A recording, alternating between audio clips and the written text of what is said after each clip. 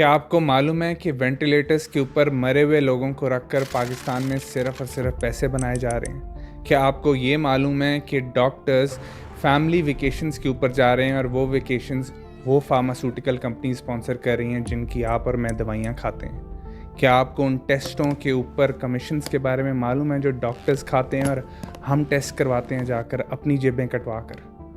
ये जो पूरा हॉस्पिटल माफिया है जिसके बारे में हम ये सोच भी नहीं सकते कि इतना नोबल प्रोफेशन इतनी गिरी हुई हरकतें करेगा, वो ये सब कुछ कर रहा है। ये एक डर का कारोबार है। ये एग्जैक्टली वैसे ही काम कर रहा है जिस तरह से माफियाज काम करते हैं।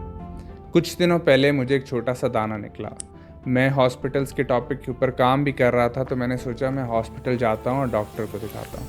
जब मैं डॉक्टर के पास गया तो डॉक्टर ने दाने को एग्ज़ामिन किया। डॉक्टर ने अभी दाने को एग्ज़ामिन करना शुरू ही किया था कि डॉक्टर के असिस्टेंट ने पीछे से बोला, सर वार्ड तो फुल है, इन्हें तो प्राइवेट रूम में ही शिफ्ट करना पड़ेगा।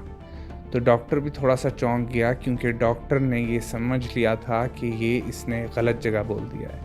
यहाँ पर बकरा थोड़ा सा डिफरेंट है, तो उसको अलग तरीके से फंसाना था, लेकिन बहुत ऑब्वियस तरीके से उसने बोल दिया, जिस पे डॉक्टर ने कहा हाँ हाँ मुझे पता है। फिर उसने थोड़ा सा 2-1 मिनट उसे एग्जामिन किया और फिर मुझे कहता है कि आपके पास 2 रास्ते हैं। एक रास्ता ये है कि आप अभी एडमिट हो जाएं और सुबह मैं इसको ऑपरेट कर दूँ, और दूसरा रास्ता ये है कि आप अभी के अभी यहाँ पर रेडियोलॉजी डिपार्टमेंट में जाएं और वहाँ पर जाकर MRI करवाएं, उसकी रिपोर्ट आए और मैं वो देखूँ और उसके बाद मैं ऑपरेट करूँ।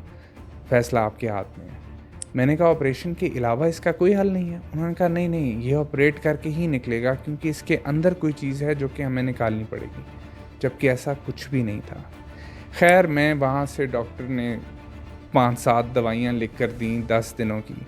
वो मैं फार्मेसी लेकर गया। फार्मेसी वालों को मैंने कहा कि मुझे सिर्फ 5 दिन की दवाइयाँ चाहिए, क्योंकि डॉक्टर ने कहा है 5 दिन खाएं, ठीक हो गया तो फिर अगले 5 दिन खाएं। लेकिन उन्होंने मेरी बात को निगलेक्ट करके 10 दिन की ही दवाइयाँ दे दी और फिर कहा कि 5 दिन की वापस भी नहीं हो सकती क्योंकि बिल बन चुका है। खैर, मैंने उनसे दवाइयाँ ली और मैं घर की तरफ आ रहा था। जैसे ही मैं हॉस्पिटल से निकला, मुझे हॉस्पिटल से कॉल आ गई MRI डिपार्टमेंट की, रेडियोलॉजी डिपार्टमेंट की, कि जी आपने तो हमारे पास MRI के लिए आना था, आप क्यों नहीं आए? मतलब उसी टाइम डॉक्टर ने फ़ोन किया ऊपर रेडियोलॉजी डिपार्टमेंट को कि एक बकरा आ रहा है, उससे साथ ही MRI करवाओ। मैंने उनसे कहा, मैंने कहा नहीं जी, मैं तो निकल आया हूँ, मैं बाद में 2-4 दिन बाद चक्कर लगा लूँगा। तो साथ ही उसने अपनी एक सेल्स पिच दी। उसने कहा देखें, अगर आप हमारे पास कल आ जाते हैं तो कल हमारा 30% ऑफ चल रहा है, तो आपको कल 30% ऑफ मिल जाएगा। एग्जैक्टली जिस तरीके से बिजनेसेस कोशिश करते हैं किसी बकरे को फंसाने की, उसी तरीके से इन्होंने काम किया, जैसे स्कैमर्स कोशिश करते हैं कि बंदा हमारे हाथ से किसी तरह जाए ना। और मैंने MRI के पैसे पूछे तो उसने कहा 36,000 रुपये का MRI होगा। और उन डॉक्टर साहब ने जो मुझे टेस्ट लिख के दिए MRI के साथ में, वो कोई 10-12 टेस्ट और थे जिसमें शुगर के भी टेस्ट थे, पता नहीं कौन कौन से उन्होंने टेस्ट लिख कर दे दिए जिनकी कोई ज़रूरत नहीं थी। वो सिर्फ एक छोटा सा दाना था, और वो वही दाना था जो हम सबको निकलता रहता है कहीं ना कहीं, कभी ना कभी, और 1-2 दिन बाद ख़त्म हो जाता है। लेकिन डॉक्टर साहब ने तो पैसे बनाने थे, डॉक्टर साहब ने तो कमीशन लेने थे, तो डॉक्टर साहब ने ये काम शुरू कर दिया। हॉस्पिटल के अंदर मुझे ऐसा महसूस हो रहा था जैसे मैं कोई एक टारगेट हूँ और हर बंदा मुझे लूटने की कोशिश कर रहा है। हर कोई चाह रहा है कि इसे किसी ना किसी तरह से डराया जाए और इससे पैसे निकलवाए जाएं। और ये मैं गली मोहल्लों के हॉस्पिटल की बात नहीं कर रहा, ये मैं पाकिस्तान की कैपिटल इस्लामाबाद के सबसे बड़े हॉस्पिटल की बात कर रहा हूँ। ये हालात हैं हमारे यहाँ के। लेकिन ये हालात पैदा क्यों हुए हैं? प्राइवेट हॉस्पिटल्स क्यों हमारी ज़रूरत बन गए हैं? क्योंकि सरकारी अस्पतालों की क्वालिटी इतनी ख़राब है। वहाँ पर आप एक बीमारी के इलाज के लिए जाते हो तो 10 बीमारियाँ साथ लेकर वापस आते हो। वहाँ पर कोई पूछने वाला नहीं होता, लोग मर रहे होते हैं, बेड्स नहीं हैं, कुछ भी नहीं है, डॉक्टर्स नहीं है। जो डॉक्टर्स वहाँ पर काम करते हैं वो 8 घंटे के बजाय 2 घंटे के लिए जाते हैं, और बाकी 6 घंटे जो उन्हें उस अस्पताल में होना चाहिए वो वक्त वो अपने प्राइवेट क्लिनिक में लगाते हैं ताकि वो ज़्यादा पैसे कमा सकें। और सरकारी अस्पताल में आने वाले लोगों को भी यही रेफ़र करते हैं कि आप मेरे पास मेरे क्लिनिक में आएँ, वहाँ पर मैं आपका इलाज करूँगा, यहाँ पर नहीं करूँगा। ये यहाँ से क्लाइंट्स पकड़ पकड़ के अपने मेन बिजनेस की तरफ लेकर जा रहे हैं और कोई पूछने वाला नहीं है। गवर्नमेंट तो इस बारे में सोचती नहीं है, जबकि हेल्थ केयर प्रोवाइड करना गवर्नमेंट का काम है। मुझे ये आइडिया ही नहीं समझ आता कि आप किसी इंसान की ज़िंदगी बचाने के लिए उससे पैसे कैसे ले सकते हो। ज़िंदा रहना हर एक इंसान का फंडामेंटल राइट है, एक बेसिक हक है। आप ये हक किसी से कैसे छीन सकते हो कि अगर उसके पास पैसे नहीं है तो वो जी नहीं सकता, वो मर जाए। इतनी पस्ती में है हम लोग कि हम किसी इंसान को ज़िंदा नहीं रहने देते अगर उसके पास पैसे नहीं है। ये हालात हो गए हमारे, ये आईने हैं हमारे। हम अपने आप को मुसलमान कहते हैं, इस्लामी रियासत कहते हैं। कुरान ये कहता है जिसने एक इंसान की जान बचाई उसने पूरी इंसानियत की जान बचाई। डॉक्टर्स भी ओथ लेते हैं अपनी MBBS की डिग्री ख़त्म करने के बाद। हम इन्हें डॉक्टर साहब बुलाते हैं, इतना नोबल प्रोफेशन समझते हैं। ये काम हो रहा है हमारे साथ। आधे से ज़्यादा लोग प्राइवेट हॉस्पिटल्स में जाते हैं क्योंकि गवर्नमेंट हॉस्पिटल्स के हालात ख़राब हैं, और रिसर्च हमें ये बताती है कि उनमें से मेजॉरिटी लोग उन प्राइवेट हॉस्पिटल्स को अफोर्ड नहीं कर सकते होते, इसलिए या तो लोन लेते हैं या फिर कोई चीज़ बेचते हैं।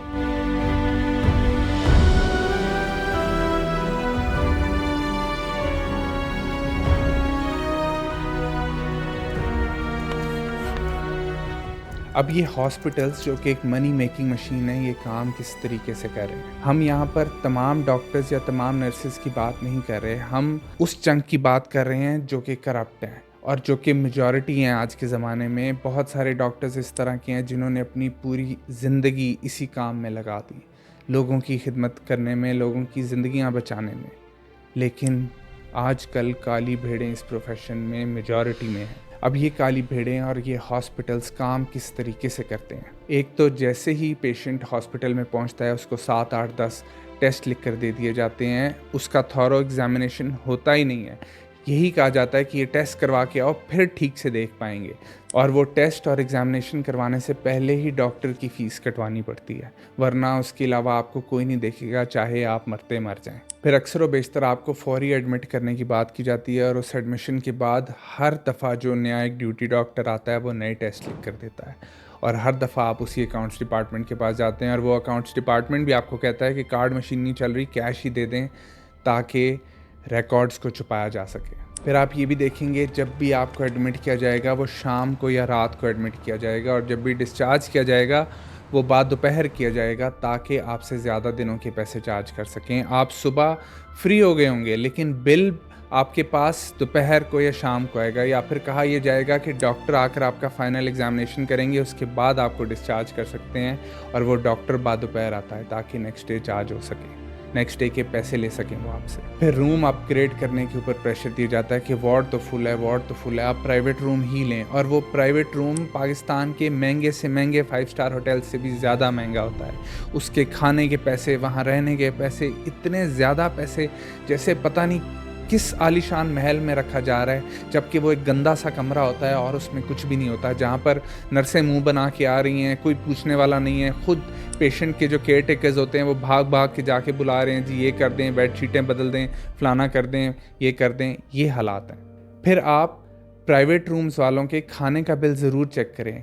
इतना महंगा खाना देते हैं अस्पताल वाले पेशेंट को, जितना महंगा खाना आप पूरे पाकिस्तान में कहीं पे नहीं ढूंढ सकते। पता नहीं उस खाने में ऐसा क्या डालते हैं ये जो कि इतना महंगा है कि हज़ारों रुपए की एक छोटी सी डिश आती है।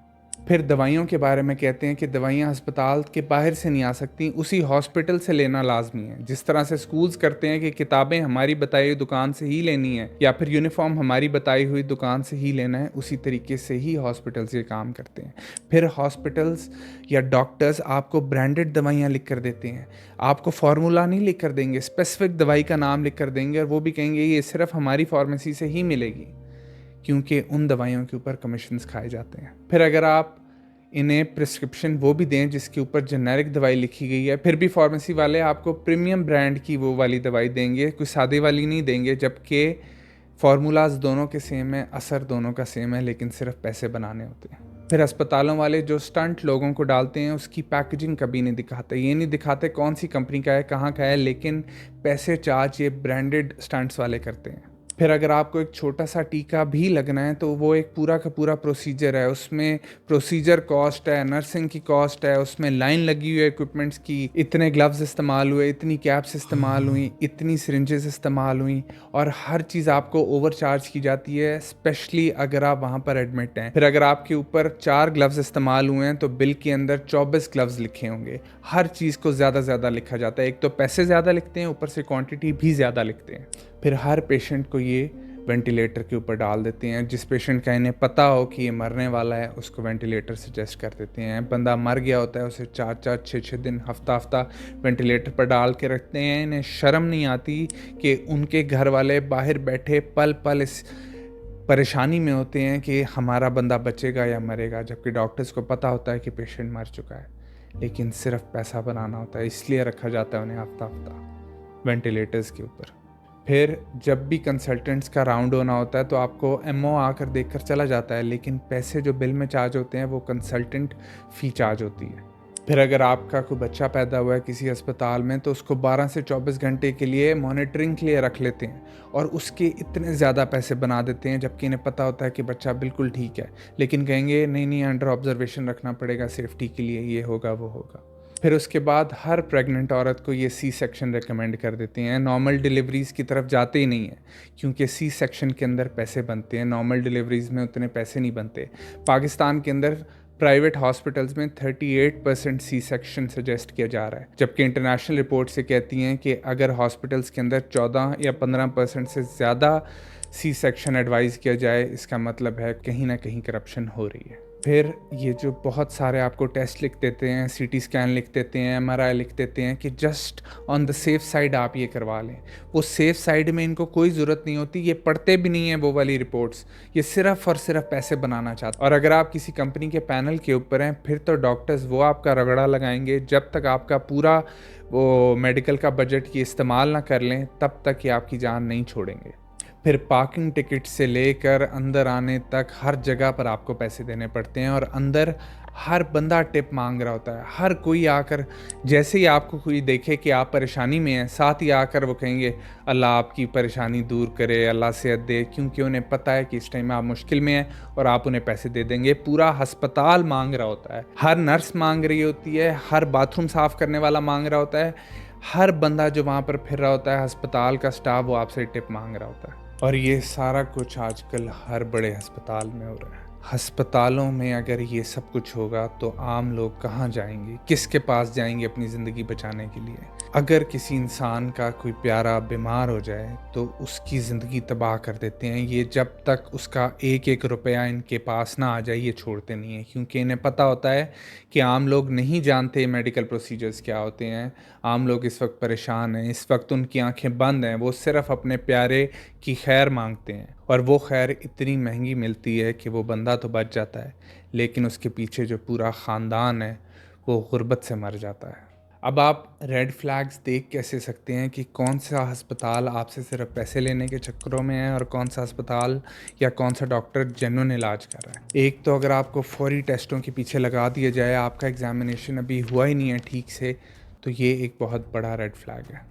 फिर अगर आपको जो प्रिस्क्रिप्शन दी जाए उसके ऊपर जेनेरिक नाम ना लिखे जाएं, फार्मूलाज ना लिखे जाएं, बल्कि एक स्पेसिफिक ब्रांड का नाम लिखा जाए, इसका मतलब है कि यहाँ पर कमीशंस मिल रहे हैं। फिर जो भी चीज़ें आपके ऊपर इस्तेमाल की जाएँ उस अस्पताल के अंदर, उनकी पैकिंग्स आपको ना दिखाई जाएँ, ना दी जाएँ, इसका मतलब है पैसे लूटे जा रहे हैं। फिर अगर आपको प्राइस लिस्ट ना दिखाई जाए, आपके डिस्चार्ज को डिले किया जाए, बार बार आपको नए नए टेस्ट लिख कर दिए जाएँ, इसका मतलब है कि अस्पताल सिर्फ खा पी रहा है। फिर बहुत सारे अच्छे हॉस्पिटल्स और बहुत सारे अच्छे डॉक्टर्स भी हैं जो सिर्फ़ और सिर्फ आपका इलाज करते हैं, जो कि आपको शुरू में थॉरली एग्जामिन करते हैं, और उसके बाद अगर टेस्ट की बहुत ज़्यादा ज़रूरत हो तो एक आधा टेस्ट लिख देंगे कि इसकी रिपोर्ट आएगी, फिर हम आगे जाकर देखेंगे किसी और चीज़ की ज़रूरत है या नहीं है। आपको शुरू में साथ ही 10, 12, 15 टेस्ट नहीं उठा के दे देंगे, दवाइयाँ भी मिनिमल देंगे। फिर आपको सेकेंड ओपिनियन के लिए भी इंकरेज करेंगे, आपको प्राइस लिस्ट दिखाएंगे, आपको एस्टिमेट पहले दिया जाएगा कि इतना एक पैसा आपका लग सकता है। आपको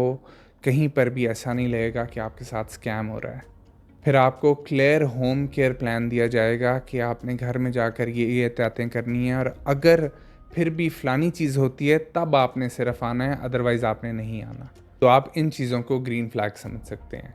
उसके अलावा तो तमाम अस्पतालों का बहुत बुरा हाल है। मुझे एक बहुत बड़े हॉस्पिटल के अकाउंट्स के बंदे ने बात बताई कि हमारे पास लाशें नहीं लेकर जाने देते। कहते हैं पहले बिल क्लियर करो, फिर लाशें लेकर जाना। बहुत सारे लोग बेचारे गुर्बत के मारे होते हैं, वो बिल दे ही नहीं पाते और वो अपने प्यारों की लाशें अस्पतालों में छोड़कर चले जाते हैं। कोई अपनी माँ को नहीं लेने आ रहा, कोई अपने बाप को नहीं लेने आ रहा। इस तरह का गंदा धंधा बन गया ये। मेरा ख़ुद जब एक्सीडेंट हुआ था तो मेरे वालिद साहब को कॉल करके ये नहीं कहा गया था कि जी बुरी खबर है, आपके बेटे का एक्सीडेंट हो गया है। उन्हें फ़ोन करके कहा गया था आपके बेटे का एक्सीडेंट हो गया है, जल्दी आ जाएं, आपने बिल भरना है। इतना खून सफ़ेद हो गया हमारा, और ये सबसे नोबल प्रोफेशन हमारी सोसाइटी का जो है उसका खून सफ़ेद हुआ है। और अगर डॉक्टर्स का इतना बुरा हाल है तो बाकी किसी भी प्रोफेशन वाले को हम क्या कह सकते हैं?